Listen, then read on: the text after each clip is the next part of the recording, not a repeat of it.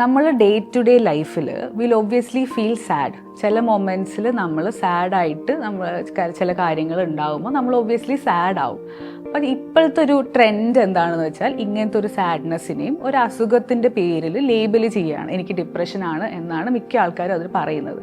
അത് most of the time just നമ്മളുടെ ലൈഫിൽ ഉണ്ടാവുന്ന നോർമൽ കാര്യങ്ങൾ കൊണ്ടുവരുന്ന ഒരു സാഡ്നെസ് മാത്രമായിരിക്കും.